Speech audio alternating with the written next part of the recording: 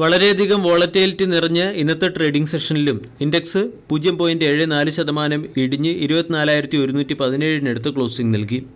Sensex 0.73% ഇടിഞ്ഞപ്പോൾ mid cap index 0.4%വും small cap index 0.16%വും ഇടിഞ്ഞു. ഇന്ന് IT സെക്ടറിലെ സ്റ്റോക്കുകളിൽ സെല്ലിംഗ് പ്രഷർ പ്രകടമായിരുന്നു. എൻ്റയർ IT ഇൻഡെക്സ് 2% ഇടിഞ്ഞു. LTI മൈൻഡ്രി 4% ഇടിഞ്ഞു. ഗ്രാസിം ഇന്ന് 3.6%, ഏഷ്യൻ പെയിൻറ്റ് 3.37% ഇടിഞ്ഞു. ടാറ്റ മോട്ടോഴ്സിൽ 1.63% റാലി കാണാൻ സാധിച്ചു. HDFC ലൈഫ് 1.5%, SBI ലൈഫ് 1.2% ഉയർന്നു. കഴിഞ്ഞ 3 ട്രേഡിംഗ് സെഷനായി മാർക്കറ്റിൽ സെല്ലിംഗ് പ്രഷർ പ്രകടമാണ്. ആദ്യം തന്നെ മാർക്കറ്റ് പ്രഷറിൽ തുടരുന്നതിന് പിന്നിലെ ചില പ്രധാന കാരണങ്ങൾ മനസ്സിലാക്കാം. ഒന്നാമത്തേത് വാല്യൂഷൻ കൺസേൺ. ബ്ലൂംബർഗിൻ്റെ ഡേറ്റ പ്രകാരം നിഫ്റ്റി 50യുടെ വാല്യൂഷൻ 23.8 ആണ്. കഴിഞ്ഞ വർഷത്തേക്കാൾ വാല്യൂഷൻ ഉയർന്നിട്ടുണ്ട്. നിഫ്റ്റി 50യുടെ പ്രൈസ് ടു ബുക്ക് റേഷ്യോ 3.92. ഉയർന്ന വാല്യൂഷനിലും ഉയർന്ന പ്രൈസ് ബുക്ക് റേഷ്യോയിലും തുടരുന്നതുകൊണ്ട് മാർക്കറ്റിൽ ഒരു സിഗ്നിഫിക്കൻ്റ് കറക്ഷൻ വരുമെന്ന് ഇൻവെസ്റ്റേഴ്സ് ഭയപ്പെടുന്നു. അതോടൊപ്പം തന്നെ ലാർജ് ക്യാപ് സ്റ്റോക്കുകളിൽ വാല്യൂഷൻ അലാമിംഗ് ലെവലിൽ എത്തിയില്ല എന്നുള്ളതും ഒരു ശ്രദ്ധേയമായ ഫാക്റ്റാണ്. രണ്ടാമത്തേത് വീക്ക് ഗ്ലോബൽ ക്യൂസ്. ഇന്നത്തെ ദിവസവും യൂറോപ്യൻ മാർക്കറ്റ് ഇടിഞ്ഞിരുന്നു. അമേരിക്കയുടെ ജോബ്ലെസ് ക്ലെയിം ഡാറ്റ പുറത്തു വന്നതിന് ശേഷം അമേരിക്കൻ മാർക്കറ്റും അണ്ടർ പെർഫോം ചെയ്യുകയാണ്. റീസെൻ്റ്ലി ജപ്പാൻ്റെ മാർക്കറ്റിലും വളരെ വലിയ വോളറ്റിലിറ്റി കാണാൻ സാധിച്ചു.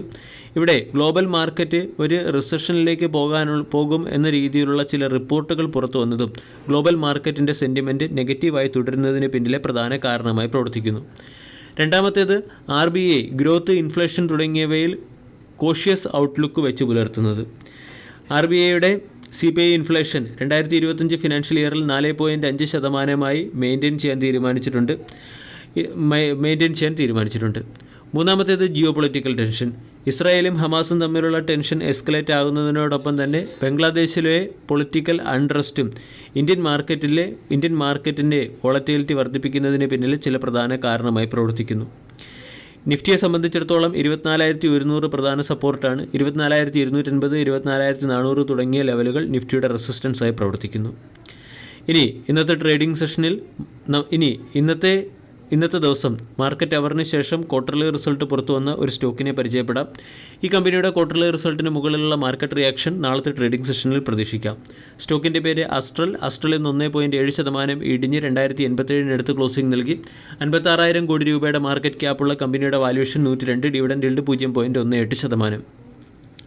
അസ്ട്രൽ ഇപ്രാവശ്യം ക്വാർട്ടർലി റിസൾട്ടിൽ ഫ്ലാറ്റ് പെർഫോമൻസ് ഇയർ ഓൺ ഇയറിൽ കാഴ്ചവെച്ചു. കഴിഞ്ഞ വർഷം 119 കോടി രൂപയുടെ പ്രോഫിറ്റ് നേടിയെടുത്ത് ഇപ്രാവശ്യം 120 കോടി രൂപയുടെ പ്രോഫിറ്റ് മാത്രമാണ് കമ്പനിക്ക് നേടാൻ സാധിച്ചത്. പ്രോഫിറ്റിൽ ഒരു ഫ്ലാറ്റ്നെസ് കാണാം. അതേസമയം റവന്യൂ 7.8% വർദ്ധിച്ച് 1,283 കോടിയിൽ നിന്നും 1,383 കോടിയിലേക്ക് ഉയരുകയും എബിറ്റ 5.9% വർദ്ധിച്ച് 201 കോടിയിൽ നിന്നും 213 കോടിയിലേക്ക് ഉയരുകയും ചെയ്തിട്ടുണ്ട്. PVC റോ മെറ്റീരിയൽസിൻ്റെ വില ഉയർന്നത് കമ്പനിയുടെ പ്രോഫിറ്റബിലിറ്റിയെ പ്രതികൂലമായി ബാധിച്ചെങ്കിലും ബാത്ത് വെയർ സെഗ്മെൻറ്റിൽ കമ്പനി 90% ഗ്രോത്ത് കൈവരിക്കുകയും 26 കോടി രൂപയുടെ റവന്യൂ ജനറേറ്റ് ചെയ്യുകയും ചെയ്തു.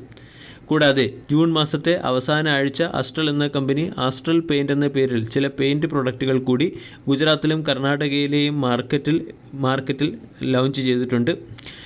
ഇതുകൂടാതെ കമ്പനി അഡ്വർടൈസ്മെൻറ്റിലും അതുപോലെ തന്നെ പ്രൊമോഷണൽ ആക്ടിവിറ്റീസും 20 കോടി രൂപയുടെ ചിലവ് നടത്തുകയും ചെയ്തു.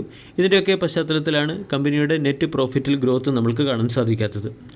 ഇവിടെ മാർക്കറ്റ് എസ്റ്റിമേഷനെ മിസ് ചെയ്ത പ്രോഫിറ്റ് റെക്കോർഡ് ചെയ്തതുകൊണ്ട് അസ്ട്രൽ എന്ന സ്റ്റോക്ക് ചിലപ്പോൾ ഇടിഞ്ഞേക്കാം. ആൾറെഡി സ്റ്റോക്ക് 2050 എന്ന സപ്പോർട്ടിനടുത്ത് തന്നെയാണ്. 2050 എന്ന സപ്പോർട്ട് നഷ്ടമായാൽ സ്റ്റോക്ക് 1950, 1750 തുടങ്ങിയ ലെവലുകളിലേക്ക് ഇടിയാൻ സാധ്യതയുണ്ട്. ഇവിടെ വാല്യൂ ബൈയിങ് ഓപ്പർച്യൂണിറ്റി നമ്മൾക്ക് പരിഗണിക്കാവുന്നതാണ്. വീഡിയോ എല്ലാവർക്കും ഇഷ്ടമായി എന്ന് വിശ്വസിക്കുന്നു. താങ്ക്